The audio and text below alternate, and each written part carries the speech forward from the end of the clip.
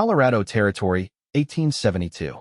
The pine-scented air hung thick with the promise of winter as Abigail Stone knelt beside the small, crude cross marking her infant daughter's grave.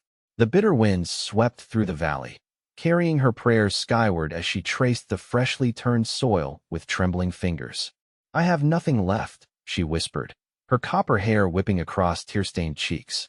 "Not even enough to lay you properly to rest, my sweet Elizabeth." The mining town of Silver Peak had taken everything from her husband Thomas to a cave-in 6 months prior, and now her 3-month-old daughter to fever. With no money for a proper casket or burial plot in the town cemetery, she'd done what she could, wrapping her child in her wedding shawl and digging a shallow grave on the hillside overlooking the settlement. But the ground was hardening with early frost, and wolves roamed these hills. The thought of scavengers finding her baby's resting place haunted Abigail's every waking moment. What she needed was impossible, a proper burial she couldn't afford and had no strength left to provide. As darkness fell, Abigail made her decision.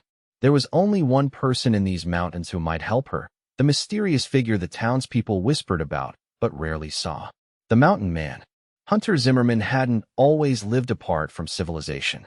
At 25, his self-imposed exile into the Colorado wilderness was still fresh enough that sometimes he woke disoriented, expecting to hear the sounds of San Francisco's bustling streets instead of the howl of mountain winds. 3 years ago, he'd been a promising young lawyer with a future laid out before him like a royal carpet. Now, his cabin perched on the mountainside served as both sanctuary and prison.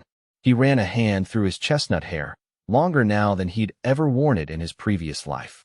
The beard he'd grown during his first mountain winter had been shaved down to stubble that shadowed his jaw, his one concession to his former civilized appearance. Hunter's isolation wasn't complete. Twice monthly, he ventured into Silver Peak to trade pelts and occasionally purchase supplies he couldn't make himself. The townspeople regarded him with a mixture of curiosity, suspicion, and reluctant respect. He preferred it that way. Their distance preserved his solitude. This morning, he'd caught sight of something unusual through his spyglass. A woman in a faded blue dress kneeling on the hillside, digging with desperate determination. Hours later, when she'd finally departed, he'd observed the small mound of earth and crude wooden cross she'd left behind. A child's grave. Even from this distance, he recognized the desperate grief in her movements. His jaw tightened. It wasn't his concern. Nothing in town was his concern anymore. The sharp rap at his door that evening startled him so thoroughly he knocked over his coffee mug. No one visited his cabin. No one even knew precisely where it was located. Hunter reached for his rifle, not to threaten, but as the cautious habit of a man who lived alone in wild country. When he pulled open the door, the woman from the hillside stood before him, copper hair disheveled from the climb, her green eyes red-rimmed but determined. She couldn't have been more than 22, though grief had etched lines around her eyes that made her appear older in the lantern light. "Mr. Zimmerman," she said, her voice stronger than her fragile appearance suggested. "I'm Abigail Stone. I need your help." Hunter's grip tightened on his rifle. "How did you find me?" "Everyone knows the Mountain Man lives up here. I followed the hunting trails until I found chimney smoke." She swayed slightly, and he realized she was exhausted beyond measure. Against his better judgment, he stepped aside. "Come in before you freeze." Abigail had expected many things of the reclusive mountain man: cruelty, dismissal, perhaps even madness. She hadn't expected youth. Hunter Zimmerman couldn't be more than a few years her senior, though his eyes carried a heaviness that suggested he'd seen more than his years warranted. He moved with the fluid grace of someone accustomed to stalking through forests undetected, powerful shoulders filling out a simple flannel shirt worn soft with age. "What help could you possibly need from me?" he asked, placing a steaming mug of something herbal and bitter-smelling before her. Abigail wrapped her cold fingers around the warm ceramic. "My daughter died yesterday." The words still felt impossible to speak aloud. "I buried her on the hillside, but the ground is freezing. It's not deep enough to." She couldn't finish the thought. "You want me to dig a proper grave?" His voice remained neutral, giving nothing away. "The undertaker wants $15. I have 3. Abigail forced herself to meet his gaze directly. "I've heard you're good with your hands. That you can work wood. Her voice broke. "I need a small casket." And yes, a deeper grave. I can pay with these. She placed her wedding ring and a small gold locket on the rough-hewn table between them. They represented the last valuable possession she owned. Hunter glanced at the jewelry, then back to her face. Why come to me? There are men in town who could help. None who would do it for what little I have. Abigail's hands trembled around the mug. The miners think I'm cursed after what happened to Thomas. The women pity me, but their husbands won't let them help. And the preacher? She swallowed hard. The preacher says an unbaptized child can't lie in consecrated ground anyway. Hunter stood abruptly, moving to stare out the window into the darkness. The firelight cast his profile in sharp relief against the night. What was he seeing out there? What memories haunted him in this self-imposed exile? Keep your trinkets, he finally said, his voice rough. I'll help you. Abigail's breath caught. Why would you do this for nothing? He turned, and for a brief moment, raw pain flashed across his features. Because 3 years ago, no one would do the same for me. Dawn broke crisp and clear as Hunter led Abigail back to the hillside where she'd laid her daughter to rest. He carried tools over one shoulder, a proper shovel, a pick for the freezing ground, and had loaded a small wooden box onto a travois behind them. The craftsmanship was simple but beautiful. He'd worked through the night, while Abigail slept fitfully in his bed. He'd taken the floor near the fire, listening to her occasional sobs through the darkness. It's cedar, he explained as they approached the small grave. The wood resists decay longer than pine, and I lined it with some of the softest rabbit fur I had. Abigail's fingers traced the smooth edges of the tiny casket. It's beautiful, she whispered. How did you make this so quickly? Hunter didn't answer. How could he explain that he'd already had the box mostly constructed? That for 3 years, he'd been building these small caskets and burying them empty in the meadow behind his cabin? That each one represented a different outcome to a tragedy he couldn't undo? Instead, he set to work, breaking through the partially frozen ground with methodical strength while Abigail watched, clutching the wedding shawl that had been her daughter's shroud. The rhythmic sound of metal striking earth filled the silence between them. Will you tell me about her? He finally asked, not pausing in his labor. Abigail seemed startled by the question. Elizabeth, she said softly. I named her after my mother. She had the sweetest laugh, like bells tinkling, and eyes that watched everything so intently, as if the world was the most fascinating place she could imagine. As she spoke, her voice grew stronger, painting a portrait of a child who had barely begun to live. Hunter continued digging, the grave now deeper than he was tall, listening as Abigail unfolded her life story in pieces. Her journey west with Thomas after their wedding in Pennsylvania.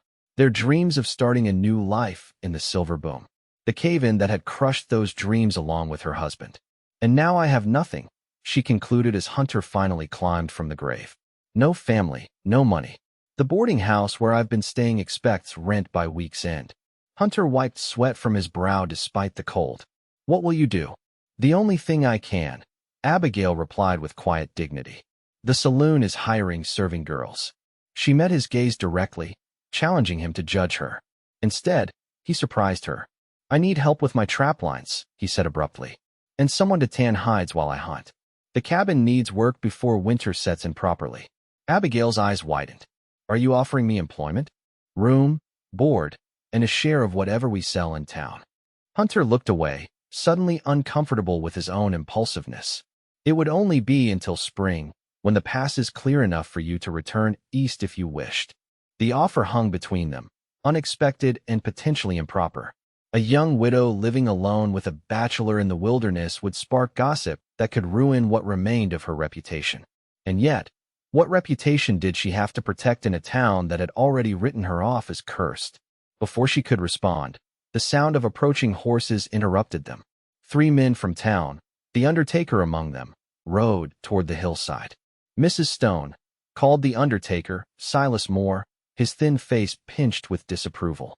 Reverend Phillips sent us to check on you when you didn't return to town last night. His gaze shifted to Hunter, then to the open grave. I see you found alternative arrangements. Hunter stepped forward, positioning himself slightly in front of Abigail. Mrs. Stone contracted my services for a proper burial, he said evenly. As is her right. Did she now? The second man, Jebediah Harker, owner of the mining company, smirked unpleasantly. And what payment did our mountain man request for such services, Mrs. Stone?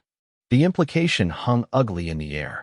Abigail flushed, but before she could speak, Hunter responded, his voice dangerously soft. Mrs. Stone is paying me with honest labor, he said.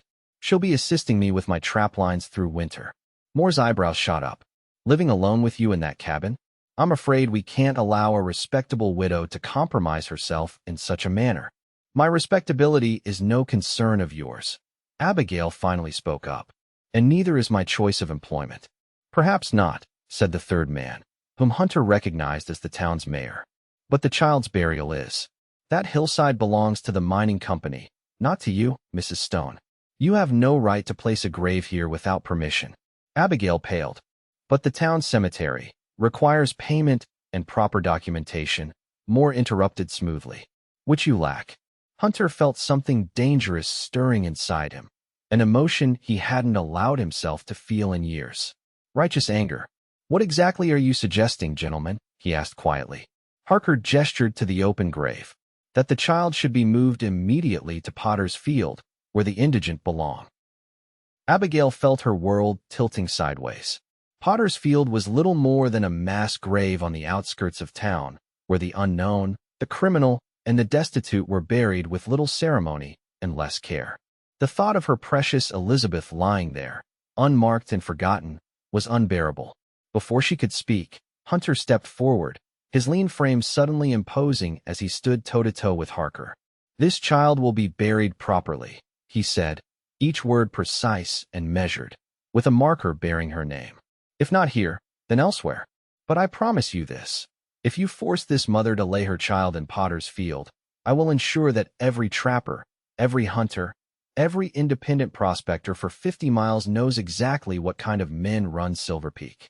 The mayor cleared his throat nervously. Now see here, Zimmerman. There's no need for threats. It's not a threat. It's a promise. Hunter's voice remained unervingly calm.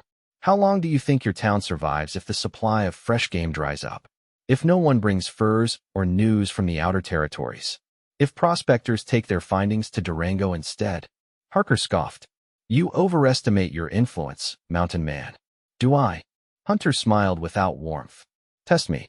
An uncomfortable silence settled over the hillside. Abigail watched the calculation in the three men's eyes as they measured Hunter's resolve against their own authority. Finally, Moore spoke. Perhaps a compromise. There's a small section of the cemetery just inside the fence. Not consecrated ground, but not Potter's Field either. For a reduced fee of $5. 3. Hunter countered immediately. That's what Mrs. Stone has. And her daughter's name will be recorded properly in the town registry.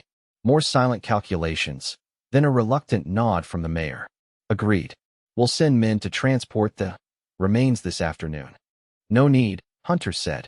Mrs. Stone and I will handle it ourselves.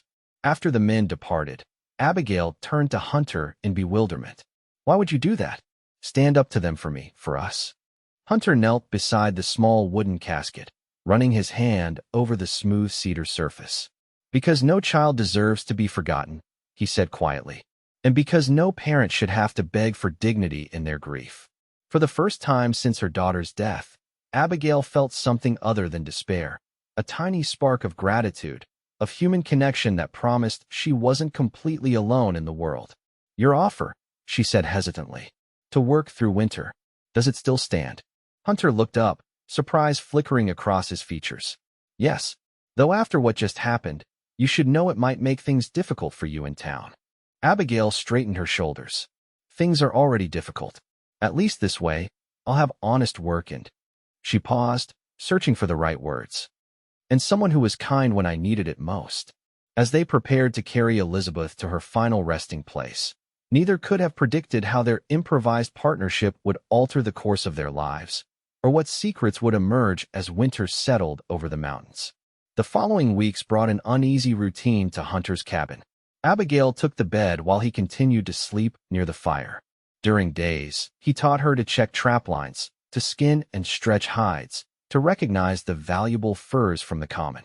She proved a quick study, her delicate hands becoming surprisingly adept at the crude work of wilderness survival. For Hunter, her presence was both comfort and torment. He'd grown accustomed to silence, to the emptiness that allowed his ghosts to wander freely through his thoughts. Now, those spaces were filled with the sounds of another living person, her breathing, her movements, her occasional humming of lullabies that always stopped abruptly when she remembered her child was gone. "You never told me why you live alone up here," Abigail said one evening as they sat before the fire, she mending one of his shirts while he carved a new handle for her skinning knife. "Everyone in town has a different story." Hunter's hand stilled. "What stories do they tell? That you killed a man in a duel over a woman. That you're a deserter from the war. That you're hiding from the law." She glanced up, a hint of amusement touching her lips for the first time since he'd known her. "My personal favorite is that you're actually the disowned son of a Boston banking family, hiding from assassins hired by your jealous brother." Despite himself, Hunter felt a smile tugging at his mouth. Impressive imaginations in Silver Peak. "So which is true?" "None of them." He resumed carving, shaving thin curls of wood that fell to the floor like pale secrets. "I was a lawyer in San Francisco. My wife and son died in a fire while I was arguing a case in court. I couldn't save them. Couldn't even bury them properly. The bodies were too badly burned." The words fell between them, stark and unadorned. He hadn't spoken of Sarah and Jamie aloud in 3 years. Abigail's hands stilled on her mending. "So the small caskets in the meadow behind your cabin." Hunter's head snapped up. "You saw those. I walk sometimes, when you're checking the far trap lines." Her voice was gentle. "There are 12 of them. All empty." Hunter stood abruptly, moving to the window where the darkness reflected nothing but his own haunted expression. "Jamie would have been 5 this year. Each box represents a birthday, a Christmas, milestones I'll never see." He pressed his forehead against the cold glass. "It's a sickness, I know, a kind of madness, but it helps me remember." He felt her presence before her hand touched his shoulder, the warmth of another human being standing close enough to share breath. "It's not madness," Abigail said softly. "It's love that has nowhere else to go." When he turned, her face was close enough that he could see the faint dusting of freckles across her nose, the particular shade of green in her eyes that reminded him of spring aspen leaves. For one dangerous moment, he thought about leaning forward, about seeking comfort in the touch of someone who understood his particular form of grief. Instead, he stepped away. "We should sleep. Tomorrow I need to show you the high country trails before the next snow makes them impassable." If disappointment flickered in her eyes, he told himself it was merely a trick of the firelight. The first major snowfall came in early December, blanketing the mountains in hushed white and effectively sealing them away from town for at least a week. Abigail stood at the cabin door, watching the thick flakes swirl in hypnotic patterns while Hunter chopped more firewood despite the already substantial pile. She recognized his restlessness, the need to exhaust the body when the mind would not quiet.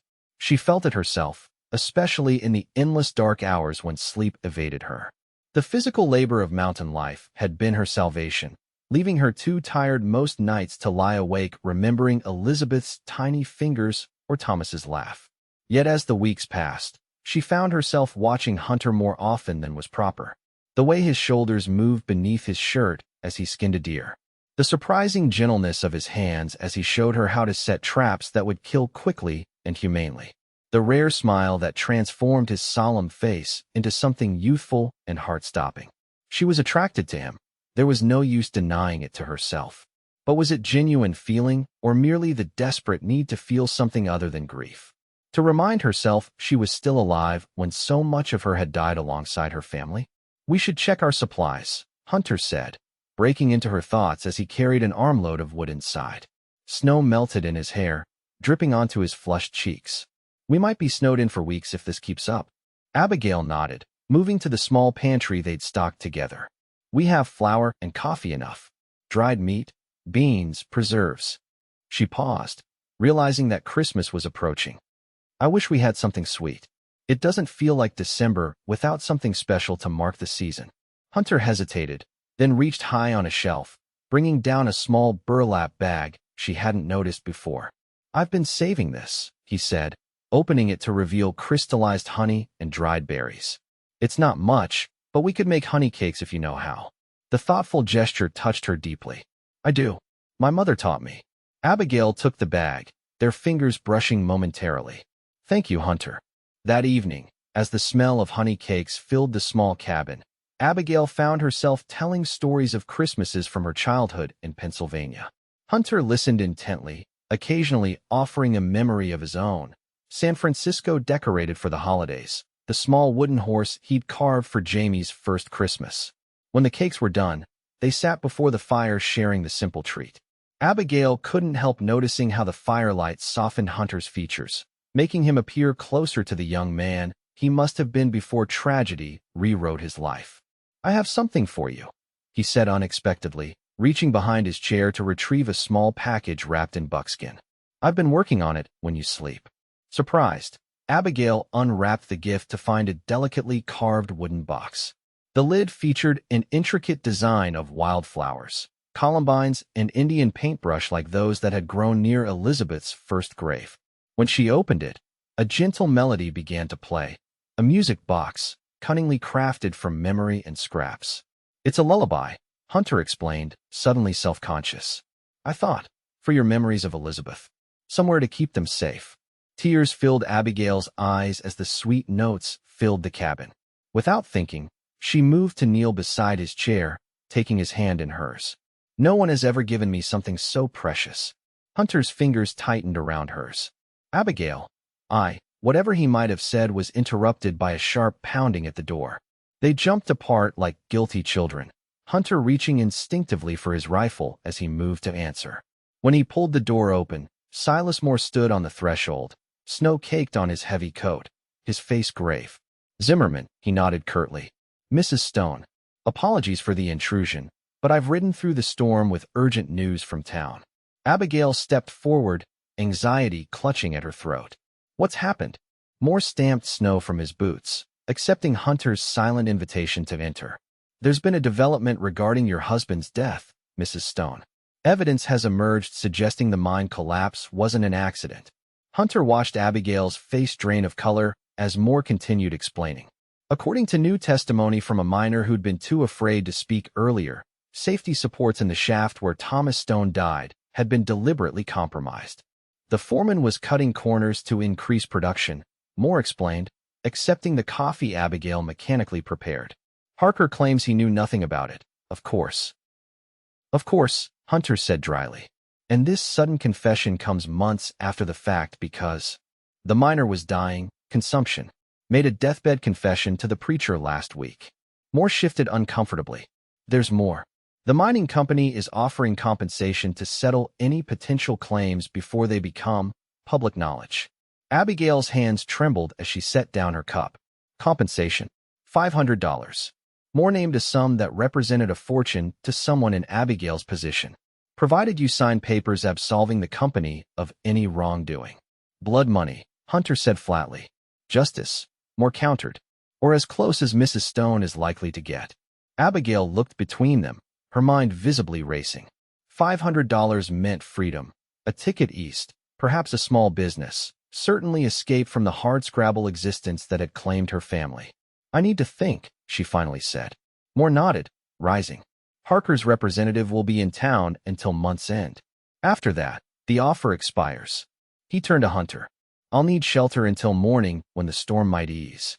Hunter gestured to the bare pelt near the fire. "That's the best I can offer." After Moore settled in for the night, Hunter found Abigail standing on the covered porch, staring into the swirling snow. He draped a blanket around her shoulders, allowing his hands to linger briefly. "You'll take it, of course," he said quietly. "The money." Abigail didn't turn. "Should I? Accept payment for my husband's life? For my daughter's future?" "It won't bring them back," Hunter acknowledged. "But it might give you a chance at a new beginning." "In Pennsylvania?" She finally faced him, searching his expression in the dim light spilling from the cabin windows. "Is that what you think I want now?" The question hung between them, laden with unspoken possibilities. Hunter found himself unable to answer, torn between the selfish desire to ask her to stay and the knowledge that she deserved better than a broken man in a remote cabin. "I think," he said carefully, "that you should make that decision without considering temporary arrangements." Abigail stepped closer. "Is that what this is to you? Temporary. It was always meant to be." Hunter forced himself to meet her gaze steadily. "Until spring. Until you could safely travel." That was our agreement. Agreements change. People change. Her voice dropped to a whisper. I've changed, Hunter. These months with you don't. He stepped back, creating distance between them. Don't say something you might regret when your grief isn't so raw. When you have options beyond this mountain. Hurt flashed across her features. You think my feelings are merely gratitude? Or desperation? I think, Hunter said gently, that neither of us is in a position to trust our hearts right now. He retreated into the cabin, leaving Abigail alone with the falling snow and the weight of decisions that would shape whatever future remained for both of them. 3 days later, when the storm finally cleared enough for travel, Moore departed for town with Abigail's cautious agreement to consider the settlement offer. Hunter had remained distant since their conversation on the porch, retreating behind a wall of polite functionality that left Abigail feeling adrift. As December deepened toward Christmas, the weather briefly improved, allowing Hunter to make a necessary trip to check far trap lines. He departed before dawn, leaving Abigail alone in the cabin for the first time since she'd arrived. After completing her usual chores, curiosity drew her to the corner where Hunter kept a locked trunk, the one area of the cabin she'd respectfully avoided. The key hung on a leather thong around his neck, never removed even during sleep. She had no intention of trying to open it.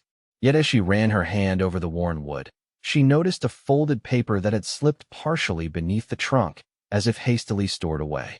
Hesitating only briefly, Abigail carefully extracted the paper. It was a letter, the handwriting elegant and feminine, the paper quality far superior to anything available in Silver Peak. My dearest Hunter, your continued silence wounds us all deeply. Father's health deteriorates, and he speaks of you often, despite his earlier harsh words. The family business suffers without your legal expertise, and your brother William proves an inadequate replacement in the firm. Whatever guilt you carry for Sarah and Jamie's tragic passing, it cannot be healed through self-imposed exile. The fire was an accident. No one blames you save yourself. Please consider returning home. Your inheritance remains intact, and a position at the firm awaits whenever you choose to reclaim your life.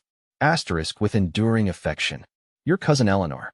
November 12th, 1872. Asterisk Abigail carefully refolded the letter, her mind reeling. The letter was recent, received during her time here. Hunter had family waiting for him, wealth and position in San Francisco. He wasn't the permanent exile she'd imagined, but a man who'd chosen this life when other options existed. She replaced the letter exactly where she'd found it, questions multiplying in her mind. Why maintain this harsh existence when comfort and family awaited? And more personally, why had he never mentioned this possibility of return during their conversations about the future? When Hunter returned that evening, exhausted from his journey, Abigail served dinner in silence, weighing whether to admit her discovery. The decision was made for her when he noticed her distraction. Something's troubling you, he said, setting down his fork. What is it? Abigail met his gaze directly. I found the letter from your cousin, Eleanor. Hunter's expression hardened. You went through my things. It was partially visible beneath your trunk.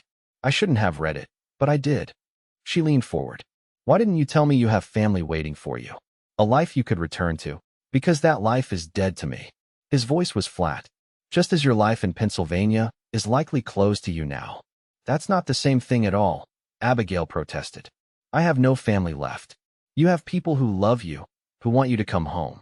Hunter stood abruptly, pacing to the fireplace. Home? That stopped being home the moment Sarah and Jamie died. Eleanor doesn't understand. None of them do. They think grief is something you eventually set aside, like a hat that's gone out of fashion.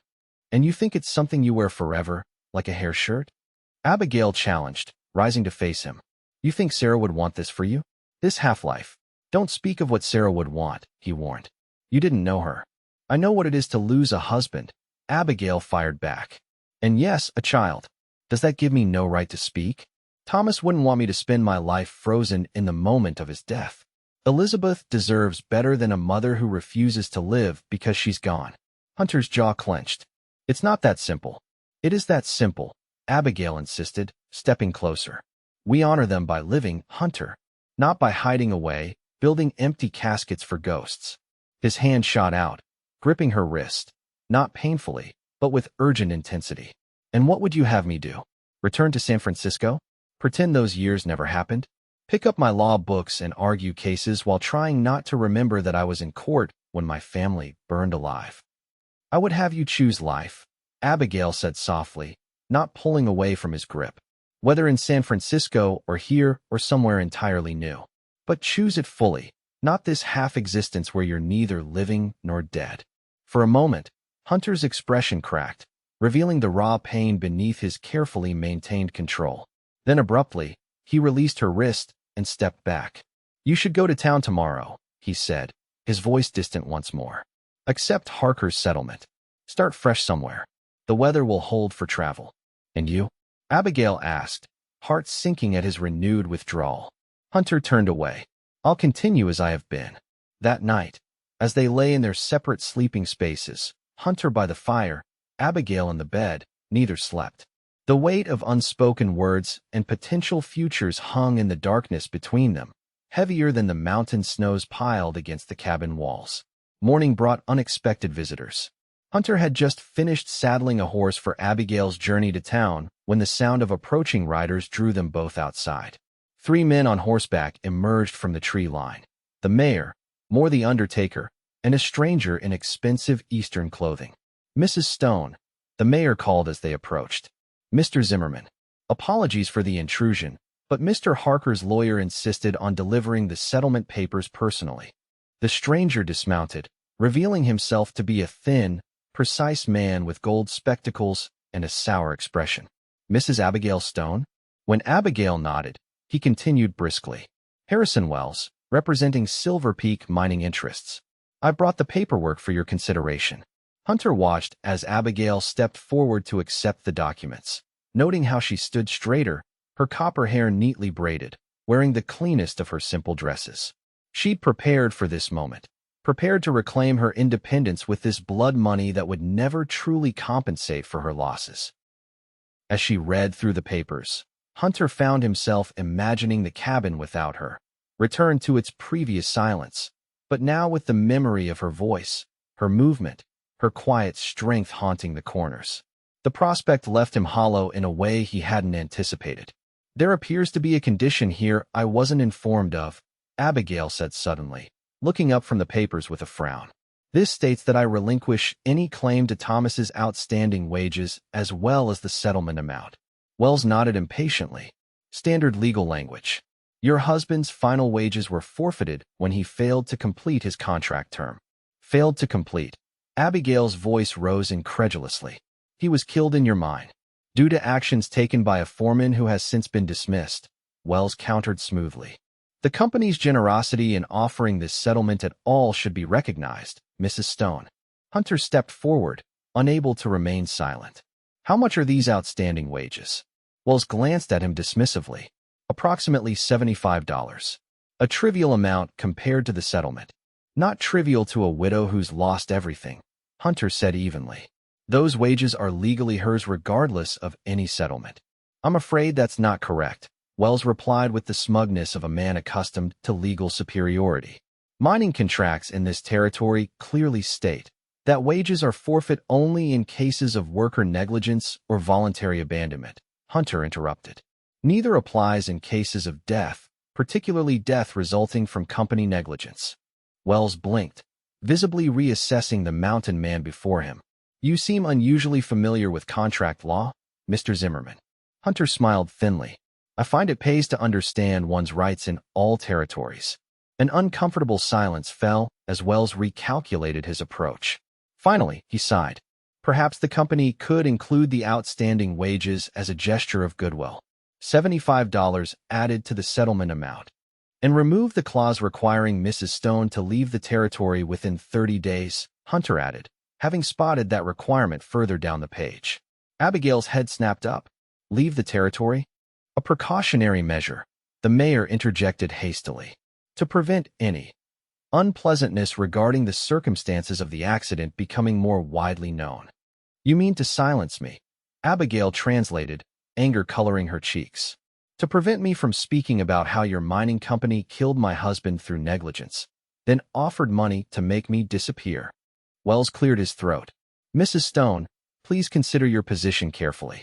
This settlement represents your best opportunity for what? Abigail interrupted. A fresh start bought with silence. With the erasure of what happened to Thomas. She thrust the papers back at Wells. I need more time to consider. The lawyer's expression hardened. The offer expires at month's end, Mrs. Stone. After that, you'll have nothing. She has a place here, Hunter said quietly, the words emerging before he'd fully considered them. For as long as she needs it. The three visitors exchanged significant glances, unspoken implications hanging in the cold mountain air. Finally, Wells remounted his horse. Very well. You have until December 31st to accept or reject the company's generous offer. After they departed, Abigail turned to Hunter, her expression a complex mixture of gratitude and confusion. Did you mean that? About me staying? Hunter looked away, toward the mountains that had been both his refuge and prison. I meant that you have options beyond what they're offering. You shouldn't feel forced into a decision. That's not what I asked. Abigail moved to stand before him, forcing him to meet her gaze. Did you mean I could stay here? With you? Beyond winter? The question laid bare the crossroads they both faced. Hunter felt the weight of his self-imposed exile pressing against the unexpected lightness that had entered his life with Abigail's arrival.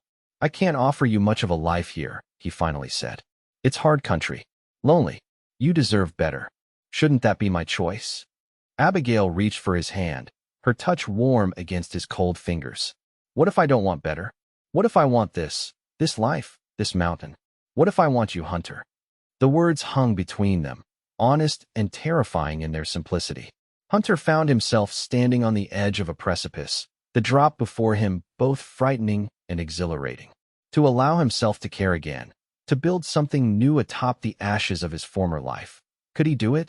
Did he deserve the chance? Before he could respond, a gunshot echoed through the clearing, and Abigail crumpled against him, blood blossoming across her shoulder. Time seemed to slow as Hunter caught Abigail's falling form, his mind processing multiple threats simultaneously. Another shot splintered wood near his head as he dragged her toward the cabin door, his body shielding hers from the unseen attacker. Once inside, he barricaded the door and laid Abigail gently on the bed. Her eyes were open but glazed with shock, her breathing rapid as blood seeped through the fabric of her dress. Stay with me, he commanded, cutting away the cloth to expose the wound. The bullet had torn through the flesh of her upper shoulder, missing bone by inches. A serious injury, but potentially survivable if he could stop the bleeding. As he worked to clean and bind the wound, Hunter's mind raced through possibilities.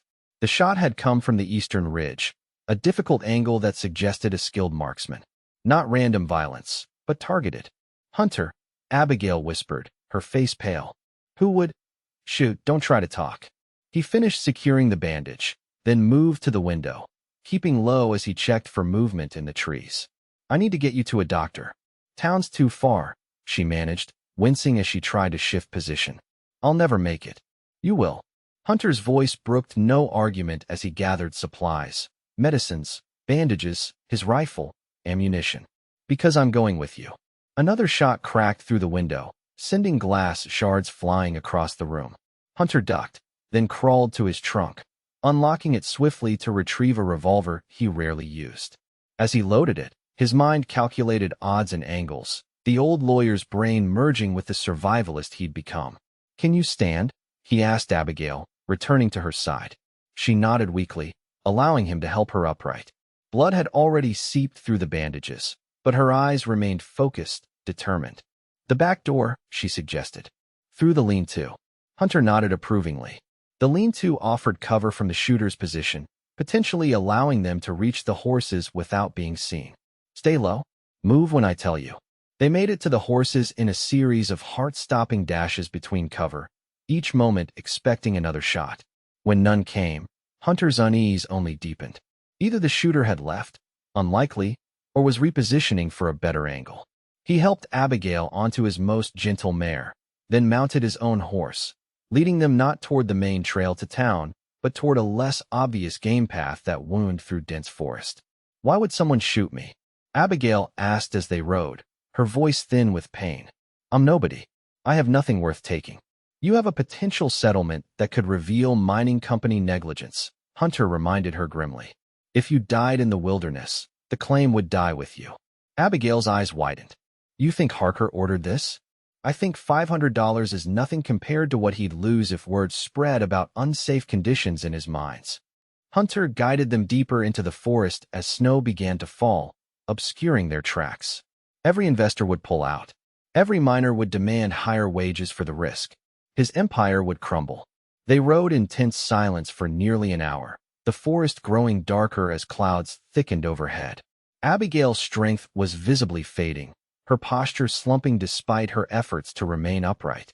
When they reached a fork in the trail, Hunter made a sudden decision. We're not going to Silver Peak, he announced. There's another settlement, Hayes Junction, about 5 hours east. Smaller, but they have a doctor. And more importantly, no connection to Harker. Abigail nodded weakly, past arguing. The bleeding had slowed but not stopped entirely, and Hunter knew the real dangers now were infection and the cold that seeped through their clothing despite the exertion of travel. As they navigated the unfamiliar trail, Hunter found himself planning beyond the immediate crisis for the first time in years. If Harker had indeed arranged this attack, Silver Peak was no longer safe for either of them. His isolated cabin, once a sanctuary, had become a trap. They would need somewhere new, somewhere unexpected. The revelation should have terrified him, the prospect of starting over yet again, of abandoning the careful isolation he'd built. Instead, he felt an unfamiliar emotion stirring beneath his fear for Abigail's safety, determination. Not just to survive, but to live. Stay with me, he said again, reaching across to squeeze Abigail's hand as she swayed in the saddle. We're going to make it through this. Both of us. Her fingers tightened weakly around his. Promise. Hunter looked at this woman who had walked into his life carrying grief as heavy as his own, yet had somehow found the courage to reach for something more. Who had challenged him to do the same. I promise, he said, and for the first time in 3 years, he meant it with his whole heart. Hayes Junction proved to be little more than a collection of rough buildings clustered around a stagecoach stop, but its small medical clinic boasted a surprisingly competent doctor. Dr. Lewis Ashford had trained in Chicago before seeking adventure in the West, and he treated Abigail's wound with professional efficiency. You're fortunate, he told her as he finished applying fresh bandages. The bullet passed clean through, missing anything vital. Keep it clean, rest the arm in a sling, and you should recover fully in a few weeks. Hunter, who hadn't left Abigail's side throughout the examination, exhaled in relief. Is there a telegraph office here? Dr. Ashford nodded. At the general store, though it's been unreliable since the last storm. I need to send a message to San Francisco, Hunter explained, meeting Abigail's questioning gaze. To my cousin Eleanor. We'll need help if we're going to expose what Harker's done. Abigail's eyes widened slightly at this indication that Hunter was considering reconnecting with his family, but she said nothing, merely nodding her agreement. The next days passed in tense waiting. They took a room at Hayes Junction's small boarding house, Hunter sleeping in a chair beside Abigail's bed despite the proprietress's disapproving glances. The telegraph to San Francisco went unanswered, leaving them uncertain whether the message had been delivered at all. On the third day, as Abigail's fever finally broke completely and color returned to her cheeks, Hunter made another decision. We should marry, he said abruptly, looking up from the book he'd been pretending to read. Abigail, who had been dozing, opened her eyes in confusion. What did you say? Marry, Hunter repeated, setting the book aside and moving to sit on the edge of her bed. It makes practical sense. Your reputation is already compromised by living in my cabin. If Harker's men come looking for you, being my wife offers some protection. And if we need to travel, it will be simpler as husband and wife. Abigail studied his face, a small smile playing at her lips despite the seriousness of their situation. That has to be the least romantic proposal in history, Hunter Zimmerman. Hunter flushed, suddenly aware of how his practical reasoning must sound. I didn't mean, that is, he ran a hand through his hair in frustration. I'm not good at this, Abigail. At any of it. But I know that I want you safe. I want you with me. And not just because of Harker or the settlement or any practical reason. He reached for her hand, his expression softening. When I thought I might lose you, when you were shot, I realized that I'd been given a second chance I never thought I'd have. Or deserve. I love you. I think I have since you stood on that hillside, refusing to let your daughter be forgotten. Abigail's eyes filled with tears. Now that, she whispered, is a proposal worth considering. Before Hunter could respond, a commotion in the boarding house hallway drew their attention.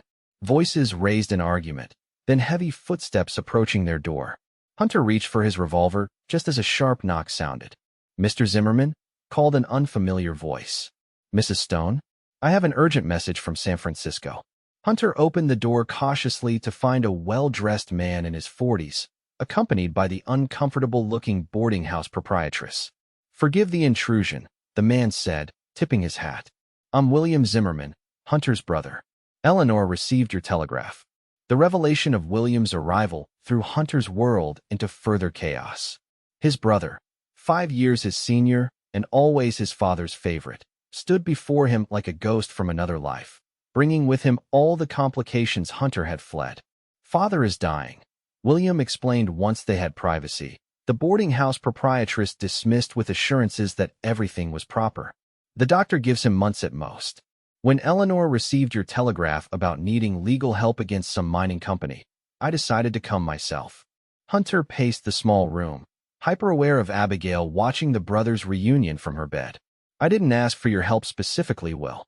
"No, you asked for the firm's help," William countered dryly. "Which, need I remind you, is still partially yours despite your extended sabbatical." He glanced meaningfully at Abigail. "Though I see you've found interesting ways to occupy your time in the wilderness." Hunter bristled at the implication. "Mrs. Stone is my client and my friend.